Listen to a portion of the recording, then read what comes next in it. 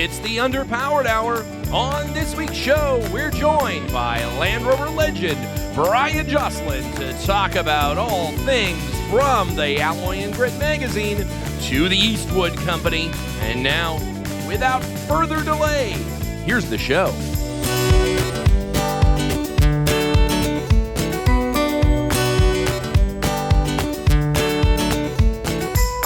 Welcome to the Underpowered Hour. I'm Steve Beres, mild-mannered television executive by day and Land Rover collector by night. You can find out more about our cars and what we're working on at theberescollection.com or follow us on Instagram at theberescollection. I'm joined, as always, by my good friend, Goss. Thank you to everyone joining us today. I'm the vinyl seat squab to Steven's 24-way power seats. I'm the non-conforming host of podcasting, Ike Goss. I own and operate Pangolin 4x4 in Springfield, Oregon, where we live and breathe Land Rovers. Check us out online on Facebook, Instagram at Pangolin 4x4. Let's get started. All right, Ike. Well, this week, straight into it, because we have an often requested and yet never fulfilled guest that we finally worked it out with his scheduling department. The fine people over at the Eastwood Company have worked out all of the paperwork. Graciously. We've done all of the appropriate. We have the insurance in place, and we've finished all the negotiation to get none other than the Bryan Joslin on the show with us today to chat about his illustrious career, everything that he's done from, the Titan early of automotive restoration and really Land is. Rover publications. That's exactly really right. A man that should need no introduction, but just multi-talented, generational talent, really. It's true. So we're excited to talk to him. Absolutely. Long time friend of you and I and friend of the show. And finally, we're getting him on here. So really no time to dawdle this week. So we're going to fire up the seldom used podcast interview machine and get right in there. So let's hop on over to chat with Bryan. All right, let's do it. Well, this afternoon, we're joined by none other than good friend, not just of the show, but of the Land Rover community writ large, our good friend Bryan Joslin, finally joining us on the show. I feel like we've been promising this interview for a long time. It is the long promise and not delivered interview with the fabled Bryan Joslin. Bryan, I appreciate you bringing me on. Yeah, Finally, welcome to the show finally, and thank you for joining us. It's been too long, and it's very, very good to see you. What really happened is that our patrons, they said, you got to get this guy on the show or we're going to pull our support. I'm sure. So that's I have that. That's why you're here, and we're glad to have you. Yeah. Well, I'm glad to be here. It's good to see both of you guys again. It's been a while. It's been since that 4x4 event in the desert. That's exactly COVID, right. So.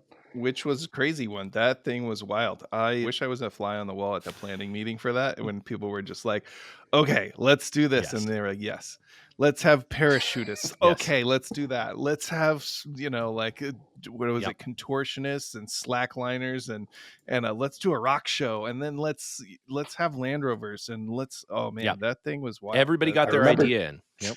Yeah, I remember trying to write that up, to describe it after experiencing it. And it was just kind of hard to explain if you weren't there. Yeah, no, you had to have seen it for yourself, because otherwise you're just like, that can't have been. That doesn't make any sense. That was a one-off. No, it was a one-off for sure. Yeah. Although, they do try to recapture some of that insanity with Destination Defender. They don't quite get to the level of randomness that 4x4 was. So, no. And it was, the first time a lot of people had seen the new Defender. It was, there was a fervor around it. That was actually a really interesting thing about it, was that they introduced the Defender and allowed the public to drive it before the press. That's right. You want to know something? I have still not driven one because of the time. Yeah. Oh, wow. Yeah, we weren't on the big press event. They brought us to the party, but they didn't take us to the press event. So I was in the design studio in 19 before it was publicly shown, and got to do the design walk and all that. But I've still never had seat time driving one. So wow. Well, should you're probably welcome to rectify come that. out Let anytime. us get in your car. We have several around Yeah. here. You're welcome to come out anytime and go for a run in the rally car or the Trek car or any one of them that we've got sitting around. You're welcome Would to. love to do that next time in LA. I'm gonna take you up on 100%, that. please do, and we have cars far more fun than just the new Defender as well. You're welcome Yeah. to take those out anytime. So, well, Bryan, for those who don't know you, and certainly there shouldn't be anyone, you have a long and storied history. It isn't just in the Land Rover restoration sort of pocket that you found yourself in today with Eastwood, which we'll get into a lot more in a little bit. But you go all the way back to, I think you started in sort of working in the dealership world, and then worked your way sort of up through a variety of magazines and things into publishing, of course, what is our favorite.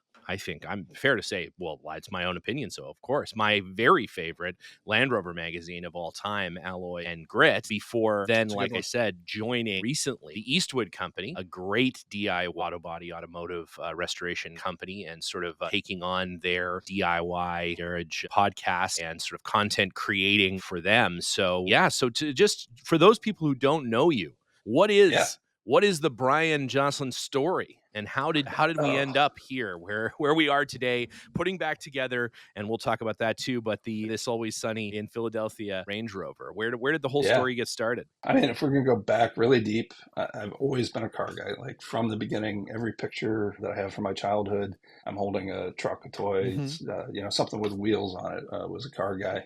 My parents said he used to sit on the front porch with them and would identify cars going by on the street pretty accurately at like 4 years old. So my dad was in the Air Force. He was an air traffic controller and was always friends with pilots.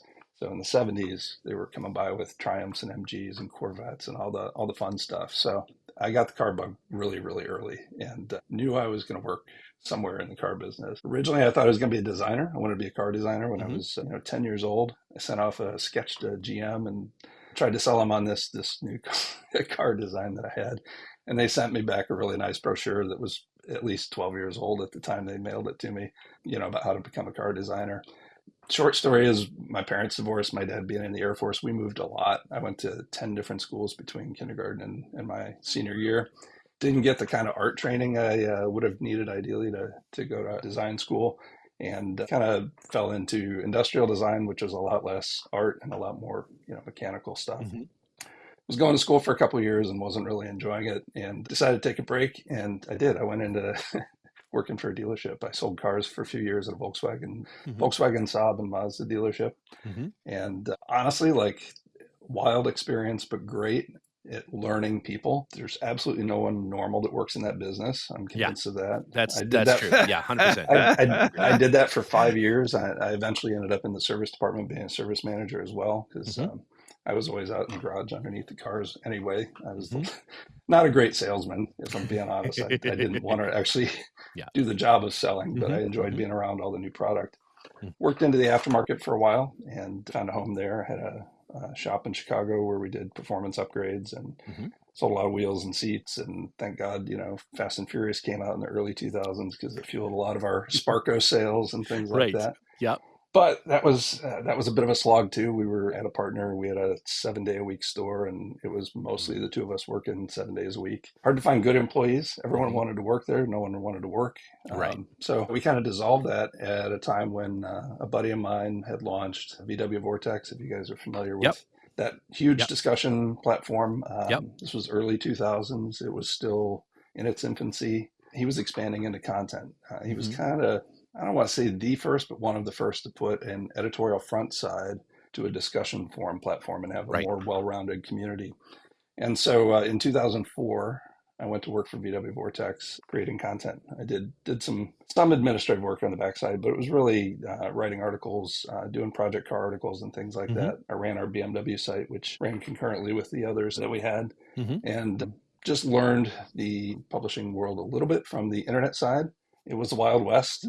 I remember we joined a media organization in Chicago, and the old newspaper guy that I read every Sunday in the Tribune wanted to know what the hell all these kids were doing here all of a sudden, with their internet sites.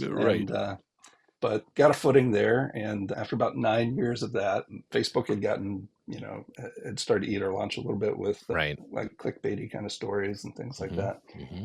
And I wanted to do something more substantial, and I actually left a good paying job to try to launch a magazine in, what was that, 2013. So 2013, I did some freelancing for print magazines and was trying to figure out how to launch my own magazine. I had a broader concept in mind, and I had to dial it back a little bit to make it a reality, and started looking at doing a Land Rover magazine. Yeah.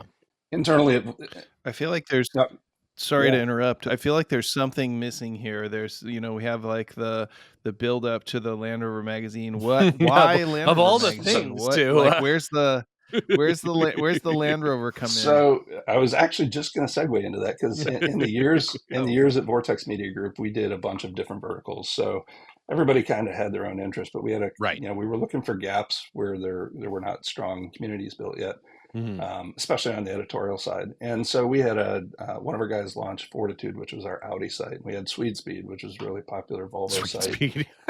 Yep. That's a great name. It's a great name. It's a great name. We had Triple Zoom, which was a kind of a misnomer. It was for Mazda. Their ad line was actually Zoom Zoom, but somehow it became really Zoom double Zoom. But yeah, okay, all right, I get it. Okay, that's fair enough. I'll allow it. I didn't launch that one. Yeah, I didn't. Yeah, but there's no Swede Speed, but that's all right. Yeah. Mm-hmm. Yeah. We had been in talks with one guy who ran, I think it was LR Chronicles. .com. Okay. Yeah. Back about 2004 or 5, and he kind of made a soft pitch for us to acquire his site and then take it over or something. So we had talked about doing a Land Rover site, and we never pulled the trigger. We'd also talked about doing a Porsche site, and both of those were communities where you really needed to be down in the weeds with people. You couldn't just come into it. I hadn't yet owned Land Rover at that point. Right. And so we had talked about it, but it never got there. In 2009, I think it was, during Cash for Clunkers, the guy I was working for came to me and said, "Hey, how bad do you want a Land Rover?" I said, "Well, what Land Rover?" He said, "Well, some friends of ours had a Discovery 2, and, well, it had a coolant leak and they blew the engine." Yeah. I said, "Not really." Right. Yep. That checks out. Yep. And he says, "Well," I said, "But how?" He goes, "Well, you can get it cheap." I said, "Well, how cheap?" And he goes, "The last junkyard offered him $500 for it." I'm like, "All right, I'll go look at it tomorrow." So went and looked at it, and I said, "I'll give you another $100 on top of the other offer." So I bought this Discovery 2, knowing that it had a blown engine, but not knowing if anything else worked, for $600. Dragged it back, bought a motor from some guy in Connecticut whose wife had wiped the rest of the Discovery 2 on the side of a tree while it was driving, so at least knew that the motor ran. Put it back together and made a driver out of it for a few years. And so I finally had some connection to owning a Land Rover finally. It was not the car that I wanted. It was in Chicago, joined the Chicago Land Rover Club, which was, being in the Midwest, it's not the most active of the clubs, but there were some trail days and things, some quarry runs and things, and got to learn a bit more about some of the other owners. And so I identified with the Land Rover experience. My wife's in environmental education. I've always been a car guy. And this was a vehicle with, we had one small kid at the time. She's a big kid now, but still only the one. And it was a great family vehicle for us to get out in. I enjoyed the truck. My wife, we could go into the woods and take it into fields. We had Jack Russell Terriers at one time. Yeah. And although we didn't really travel, sounds very idyllic. We didn't really travel with the Jack. They were pretty old by the time I had the Discovery, but it was just like this fit kind of where we were as a family. Sure, it ticked that box for me. On the car side, and I mean, I've got pictures of my wife and my daughter with spotting scopes watching birds from the roof of the first Discovery we had. Wow, that's awesome. So even though I really, really wanted a Range Rover Classic, it was my foot in the door. And so I had a couple of Discovery 2s, and that was before we moved out to the East Coast. So that's the long story of how I ended up in Land Rover world. Interesting. Yeah. Right. While we were still in Chicago that summer of 13, I decided, maybe a Land Rover publication is a good place to start, because the failure rate, I mean, if it fails, it's a small blip on the map in terms of the market. I haven't gone out there and tried to take on Car and Driver or something. Right. And I thought, I had enough understanding of the community that we could probably make something happen. So I had this concept, reached out to Land Rover's corporate team and said, "Hey, I'm thinking about doing this magazine, and this is what I'm thinking about calling it." And he said, "Great. You'll probably get a cease and desist letter from us, so be prepared for that," because it had Land Rover in the name. And he said, "We might work out a licensing deal on some terms, but my thought was that is this guy retires and some other guy comes in and doesn't want to renew the licensing deal. Yeah. Now I've branded, this concept for something I might not own down the road. So I just started, thinking of other names that kind of hit the mark in terms of what I was going for. And I couldn't find it, but somewhere I've got a notebook around here that's a 2-page spread, just in a Moleskine notebook. And it's got all kinds of goofy stuff on there. Mm-hmm. Ascent, it's got a lot of, outdoorsy kind of things. And Alloy and Grit was the one I kept coming back to and circling on the page. Such a great name. It's such a great name. So it just kind of stuck. Yeah. That was in 2013. 2014, we moved to the East Coast. My wife took a job out here. I was freelancing, so I had flexibility. Mm-hmm. And got a little more serious about it at the New York Auto Show. I talked to Land Rover people a little more extensively about what I was going to do. And they're like, if you're in Bucks County, Pennsylvania, you probably know Steve Hoare. And I said, I don't. But so they kind of put me, pointed me in the right direction. It was late in 2014 when Steve and I first chatted. I think it was through one of the Land Rover forums. He had gotten wind of what I was doing.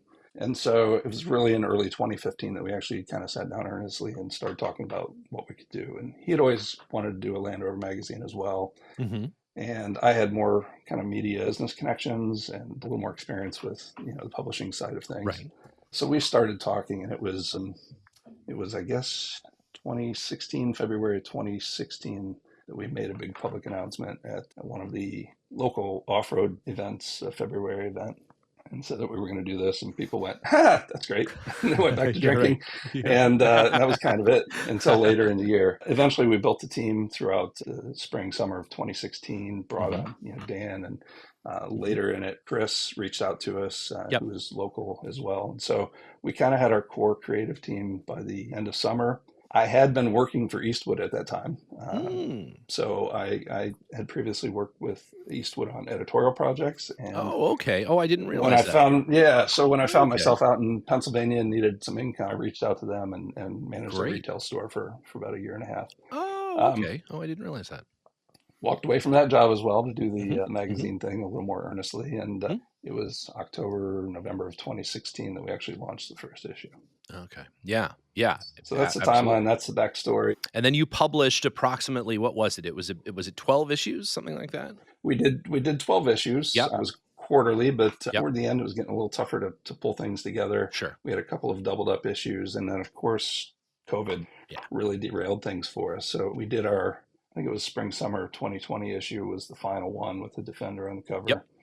And decided to wind it down. I mean, the reality was, I knew that the PR trips were going to be iced. Yeah, for sure. If they can't put people in a plane and take them to the other side of the world, there weren't going to be media trips for us. And we counted on new vehicles for some of the content. Of course.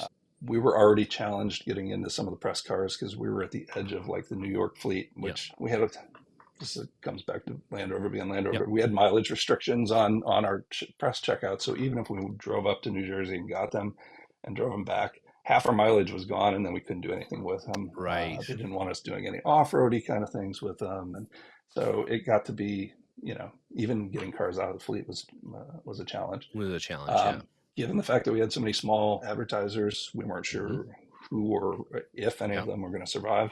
Right. We couldn't have predicted COVID money turning everyone into project car builders, but right. I guess so. Yeah, that's true. We had to make a decision at some point whether we weren't going to have events to travel to. We knew Overland Expo and other enthusiast events were also going to be likely on hold for a while. Yep. And so it was a whole lot of stuff that we probably can't make a lot of new good content for period, and decided to wind it down. So So the last media event I was at 4x4 in the desert. Yep. Defender preview. Well, no, it's funny because Nick and I talk about it every once in a while. I mean, we all had dinner there at 4x4. I think there was, I don't know how many of us were there, a half dozen of us or something at the vault. Yes, of course, the famous car collection, private car collection there in Palm Springs. And we talk about that was maybe the greatest collection of Land Rover individuals ever gathered that then didn't see each other for another 3 years or something.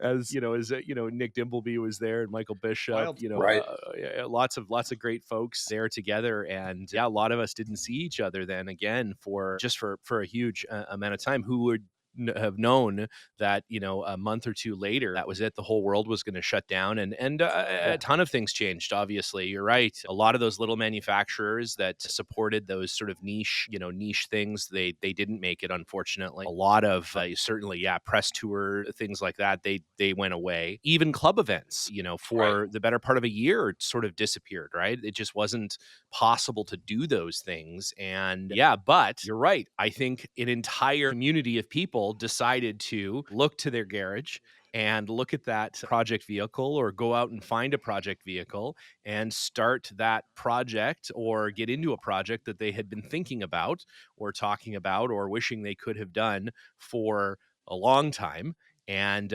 finally started on it. And I think that, that brings us to current day, Bryan, where you're working now again. I guess I didn't realize Yeah. the former Yeah. Eastwood, but again with, probably certainly one of my favorite when it comes to kind of the one-stop shop for anything you could need, so far as certainly body restoration, sort of stuff. But I think more than that, obviously. But if you need a Coleco, or if you need a powder Yeah. coating oven, all in one place, which, that stuff, a lot of people don't realize, it's really hard to find the individual manufacturers that make that stuff for the industrial market. You got to go to 200 different places to find all the individual things. Eastwood is just great for having it all in one place. It's really high quality. And yeah, no, it's great. I have, and I know Ike does too, just an outsized amount of Eastwood stuff that is, it's just really great. And it isn't necessarily DIY quality. It's industrial grade quality stuff, certainly, because I don't think there in a lot of cases is a DIY quality Coleco. It's the same, it's the same for everybody, but it's great. So talk to me a little bit about that. What then, sort of brought you back to Eastwood, and the sort of decision to kind of get into it looks like, anyways, they've decided to do a little more aggressive investment in content there at Eastwood. Yeah. Yeah. So coming back to the 20-year history actually I've got with them. When I was working for VW Vortex, I had a GTI project. It was this is right in my wheelhouse. It was an abandoned GTI. For a year and a half, I drove past it at a hotel parking lot. It was sitting there. Okay. And I talked to the hotel manager. I'm like, if this thing ever goes, they're like, someone rolled in one time, they parked it. We don't know who it is. There's no plates on it. Right. We've tried to get it out of here. I said, well, if you're ever going to, before you call the cops and have it towed away, or if you're going to call the cops and have it towed away, give me a call. Whatever. Nothing ever came out of it. While I had my tuning shop, the one of my young employees calls and says, "Hey man, that GTI you wanted is on the back of a tow truck. Do you want me to follow it?" I said, "Yeah, follow it." So I ended up acquiring the car. It became a VW Vortex project when I went to work for VW Vortex. And I had reached out to Eastwood. I think I'd had some Eastwood, spray paints, engine detail paints and things. Yeah. And said, "Hey, we're doing this GTI project. Any chance we could get this, and that, for just some underhood detail stuff?"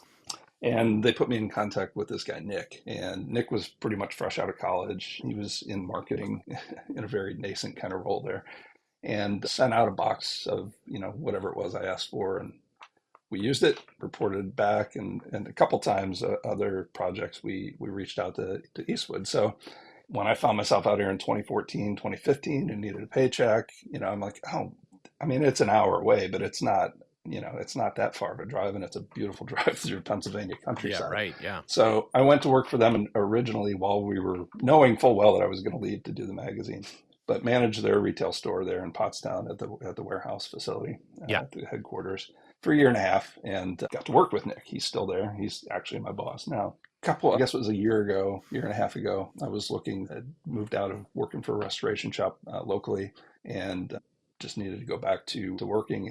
And I had talked to them over the years about doing a more serious content plan around this garage. And the discussion floated. They didn't really want to spend out-of-pocket dollars on it. They needed to see value in it. And so I basically reached out and said, "Hey, I've got a plan that could work. You're going to have to spend some money up front, but here's how it could benefit you." And did a presentation last summer with them. And the timing just happened to be right. It was one of their strategic initiatives for the year. So things just kind of came together. And so, yeah, I took over. They had somebody else running the blog over the years. I took over a new version of it. We rebranded it as The Garage. Yep. Podcast was part of that. But really, I'm doing original content 5 times a week. So it's like working for a newspaper for me. I'd always, Yeah. had 3 or 4 assignments a month. This is 5 a week. A lot of it is product focused, explaining. Some of it's explainer stuff. A lot of it's just motivating people to, take the leap into that. So it's content marketing. I try really hard not to be clickbaity and do things that are against my, I don't want to say journalistic, but against my more editorial impulses. I really do try to make it something of value for the reader. Auto restoration shops hate this one simple trick. Yeah, I do have one story that I tried one of those clickbaity things with, and it got a ton of traffic. And I'm like, I bet I'm gonna have to do this now every time. Yeah. It works. It was the one tool I wish I had when I was painting my BMW, and it's it did really, really well. Well, I will say, Eastwood is full of those like, oh man, that's really handy tools. That's it's really a dangerous handy. place to work. My wife is bet. always like, can you just leave something at the office for us? Jeez, yeah. But so I'm doing that now. I'm sat around the house here for a little bit. I apologize if you guys can hear that, but my neighbor's doing wood chipping now, which is perfect. It's fine, totally fine. We'll get rid of it.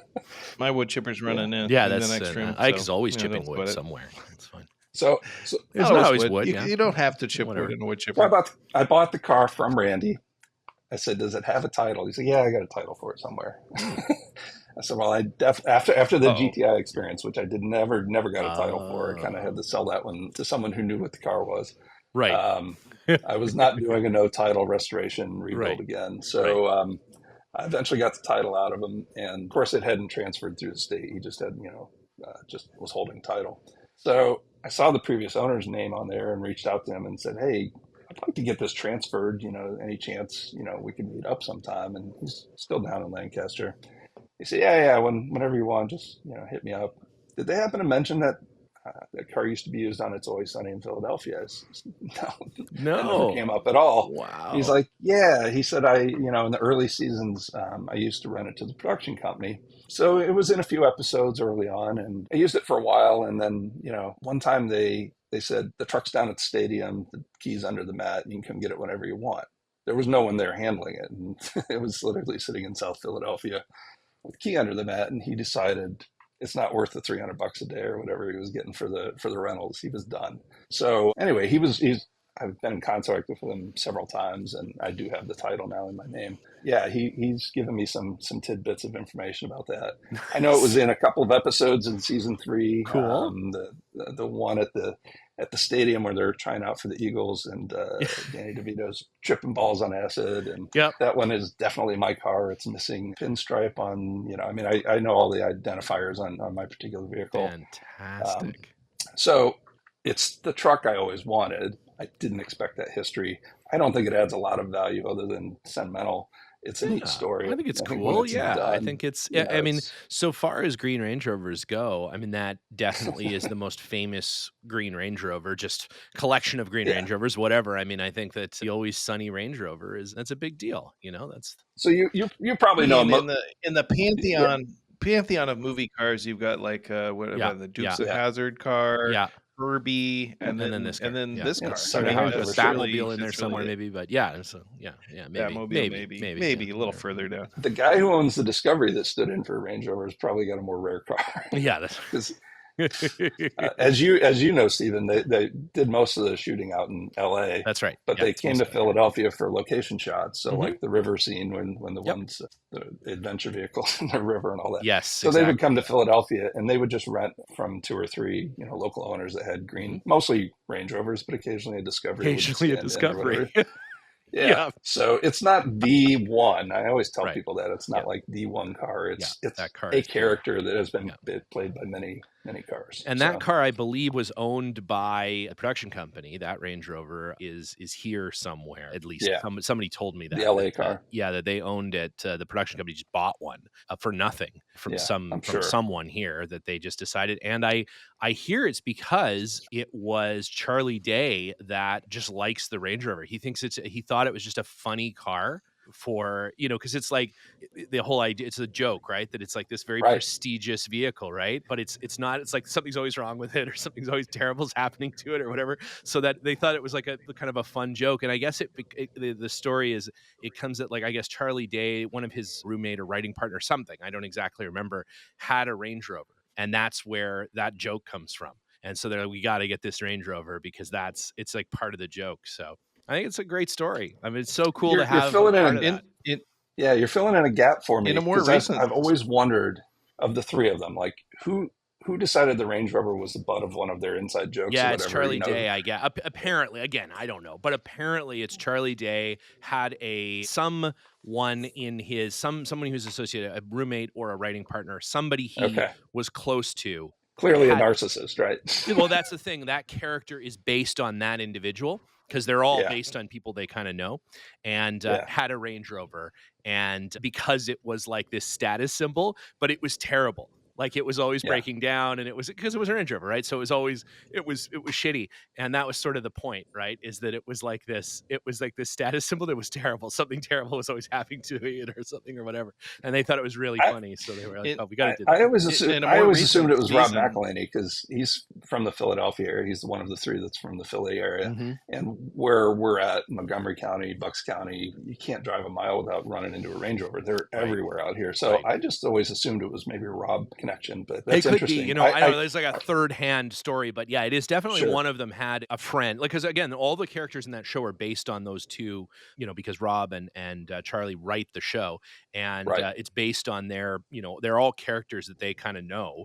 And yeah, one of them apparently had a close friend that is that character, and they based it on that. So I reached out to them through their podcast, contact. Asked that question. I'd like to know the route, and just mention that I happen to pick up one of the production cars. Never got an answer. So I was always curious, who was damaged mentally by a Range Rover at a young age. We're going to get to the bottom of that. We'll get the research team on that. Yeah. Yep. Crack team. Yeah, in a more recent season, there's a whole episode about the Range Rover, or Range Rovers, I guess. The Range Rover gets damaged irreparably, apparently, and they buy a new Range Rover, or one of them does. And then miraculously, they find a replacement old Range Rover in a garage that's like in perfect condition. Yeah. And they apparently like it much better, and the new Range Rover gets repossessed or something. I can't. Hijinks ensue, but and then they're all driving together in the new old Range Rover, and they're just like it's nirvana. They just love it. I've got a sunshade of that shot.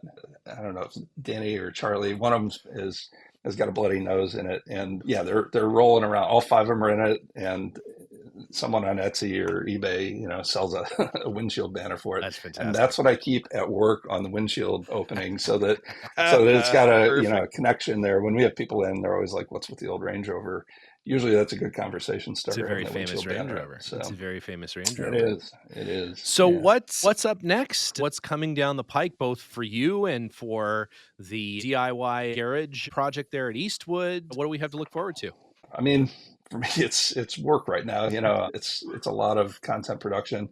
It's a busy company. You kind of alluded to the fact that, it actually is DIY focused. A lot of the tools that they've developed are brought out of industry, from very small niche businesses and kind of scaled for DIY, scaled economically as well as, size wise for home garages. So they are restoration finishes, a lot of paints. Paints are really big right now. Right as I was coming on last year, they had just finished a deal to do original equipment color matching, which is a big deal finally. Oh, wow. So you can send a paint code to them, and they can reproduce paint in single stage or base clear a lot cheaper than going to a PPG or house color kind of. Sure. So we're going to be refinishing the Arden Green in Eastwood's colors. So cool. So that'll be color matched. That's a big deal. A lot of welding. Welding's a huge one. Yeah. They kind of brought welders into home garages in the early 2000s with some of theirs. A lot of shop tools and equipment. Metal fab is a big part of it. So I'm doing stuff that you don't see, a lot of copy overhaul and stuff for the backside of the business. Yeah, I'm just seeing more and more of how deep we're into like do-it-yourself car projects. Yeah. Yeah, that's So super cool, man. I mean, I just think that no, it's great, and I mean, you can spend it. I can imagine being there, but you can spend hours on the website looking through, going pretty deep into little rabbit holes yeah, of stuff. Just recently got into all of the powder coating stuff, and we've started doing yeah, our powder coating in house here, and for small stuff. Obviously, we don't have a giant oven, we don't have that kind of space, yeah, and it's great, man. Is that a whole new, a whole new rabbit hole of stuff? Just all the different powder coatings you can get, and all the different tools and the new guns and the different, oh my god, yep. it's a whole thing. So I didn't even realize Eastwood basically invented the DIY powder coating systems. yeah. Powder coating was not very common. We just did we did a podcast episode with Mark, who was the product developer who brought that in. Mm-hmm. And he said, he was trying out stuff. He was sprinkling powder out of salt shakers at home and just trying to get it to hot flock onto a hot piece of metal, and had figured out how to fluidize it, how to make a powder flow like a liquid. He's a very, very smart guy. Wow. And he's been there for 20 plus years. Wow. But really late 90s started developing that. It was 97 or 98 that Hot Coat launched, and that was the first consumer facing powder coating system. Yeah. Wow. Yeah. Well, it's super cool, and it's dead easy. I mean, I think that people are probably intimidated by it because you take apart to a powder coater, and that shop looks very complicated, and it's a humongous industrial operation, but really isn't that difficult. Not really. If we can do it here, anybody can do it. That's for sure. So yeah, well, that's awesome. It's fantastic. Well, where can before we get to, of course, no one is a guest of the Underpowered Hour without running the gauntlet that is Sure. the Ike Goss lightning round questions. But before we get to that, where can people find podcast? Where can they see the DIY Garage episodes? What's the best place to get more Bryan Eastwood content? So the blog is just at eastwood.com/garage. So, or garage if you prefer. For those And I'm Canadian fine with that either way. English listeners, yeah. Yeah.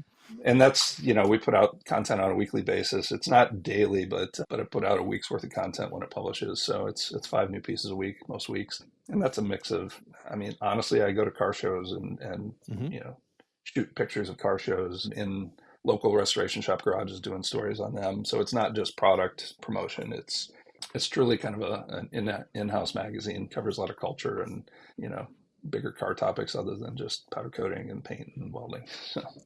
So that's at eastwood.com/garage.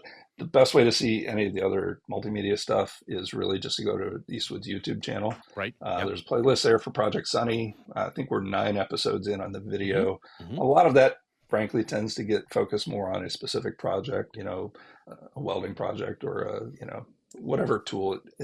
It's tool adjacent always. Yeah. A little more promotional than I was hoping, but we're working on that. Yeah. The podcast is also there, and it's DIY Garage is the podcast on audio platforms, and then it always drops first on video because we've 500,000 YouTube subscribers. Yeah. So we drop our video episodes first there, and there's a playlist there, under the podcast tab for DIY Garage.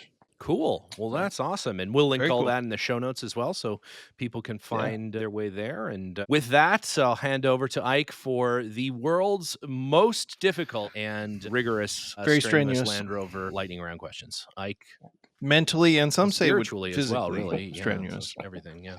Yeah. So are you familiar with the format? Short questions and, gut reaction I'll do my responses. best. All right. Well, that's all we need is your best. So. All right. First question, coil springs or leaf springs? I've always been a coil spring guy. I haven't owned a leaf spring vehicle yet, and I know I'm probably the odd man out in this conversation. It's going to happen. It's probably going to happen. Here's why. My daughter has caught my infection. She wants a Series 2 or 2A. Well, really a 2A is what she wants. Well done. She also wants a Defender. So she's It's excellent under taste. the belief that I can just order all the parts from a catalog and build it myself, which is not entirely That's exceptional wrong. parenting. That's good parenting. You can do. That's Yep. good parenting. That's a sign of good parenting. That's what that is. I don't have any of her Right. models around here, but we've got Land Rovers all over the place. She got the new Defender model from her boyfriend as a Christmas gift a year or so ago. She is Nice. got the bug bad. So This is excellent. yeah, she knows. We're gonna send her some. Yeah, we're gonna send her some Yeah. stuff. No problem. No problem. She knows the color she wants for each one. She's got it down. Perfect. She's got mood boards and Pinterest What's pages. the color? What's the color? Arl blue is what she wants. That's the with best white color. top. Yep. Yeah, That's my favorite. good. Well done. Yeah. It's just Well done. You raised Yeah. her right. That's Yep, excellent that's parenting. a good color. And we went to the town of Arl this spring, and now she's even more sold. She's been there. She's got stories. So you can't let her down. Is what you're saying. That's right. She's off to med school. I've got a lot of time. All right. I've got a lot of time. She just started. All right. We're in the weeds. We're in the weeds. Yeah. Ready? We're going back. Vinyl or leather? I'm a leather guy. Leather is my favorite interior material. I just love the natural element of it. I love the different textures. I really love a leather interior. All right. Gas or diesel? Being a Range Rover guy, I'm really more of a V8 gas guy. I've owned one diesel car in my life and was not entirely thrilled with the experience. I see. Manual or automatic? For Land Rover's automatic, I love the get in and go. Okay. I've always owned Controversial manual transmission cars though. So okay. All right. Bronze green or Lincoln green? Lincoln green. Am I disappointing you? I see disappointment on your These are face. controversial answers. Yeah. This is not me. These answers are not my reflection of me personally. They're a reflection of you personally. So I can't be disappointed in you. The best way, and this may be an Eastwood product promotion opportunity, to remove gear oil from your underpants. Get new underpants. I don't know. Okay. There we go. Yep. Get Eastwood underpants. There you have it. All right. There you have it. Perfect score. Well done. 6 well out done. of 6. Perfect score, Brian. Well done. Well, we appreciate Yep. it. Thank you for joining us. Absolutely love to have you back again soon. Check in on the projects. And yeah, please feel free. Let us know if there's any interesting tools or interesting stuff that you want to come talk about. Feel free to pop on. We'd Sounds love to talk about it. And Yeah, happy to come back on. I'd love to show you some more progress on the Sunny project. I can't wait. As it moves along. I can't wait. Yeah, it's a great project and such a fun story. And yeah, we'll get on that. We'll see if we can't figure out some more information about that. We'll see if we can't get to the Sunny folks and get some more. Yeah, that'd be information. phenomenal. Yeah. Work your Hollywood back. That's right, exactly. I'll do some in. prodding. We'll see what we can find. So, Brian, it's been a pleasure as always. Stay well, and yeah, we'll talk to you again soon. Sounds fantastic. Thanks, guys. Thanks, Brian.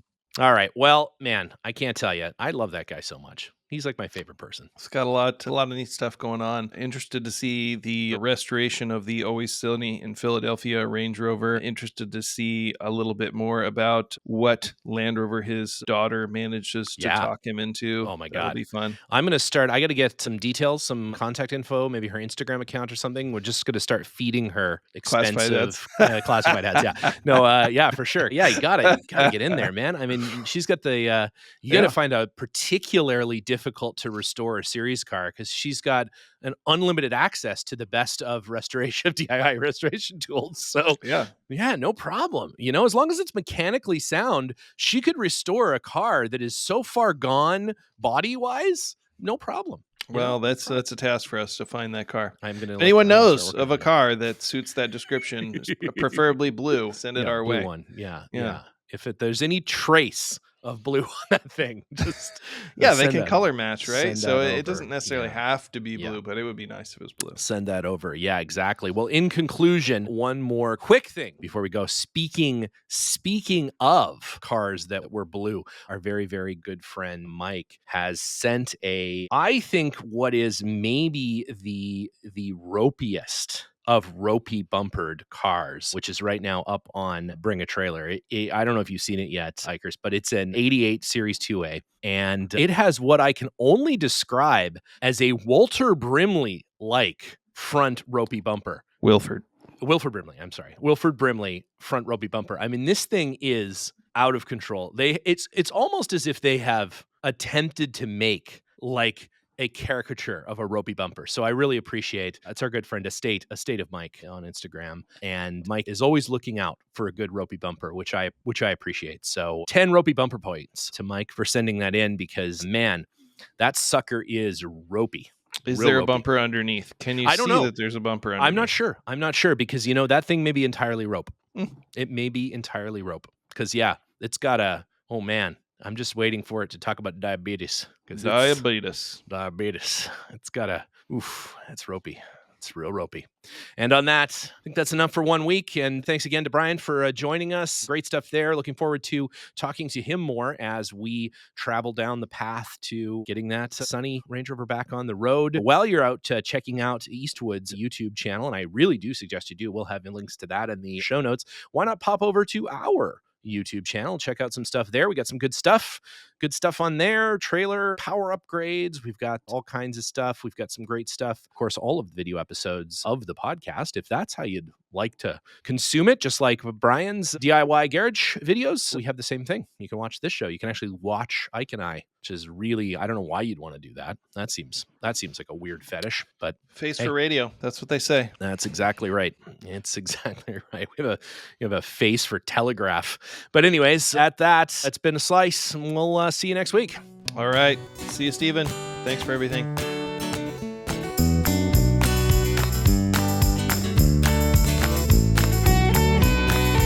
The Underpowered Hour is produced by Liza Beres, Ike Goss, and me, Steve Beres. Pavel Svardov composed and performed our theme music. Consider supporting the show on Patreon, and if you already do, thank you. Your support makes the show possible. For even more, check out our Instagram or Facebook.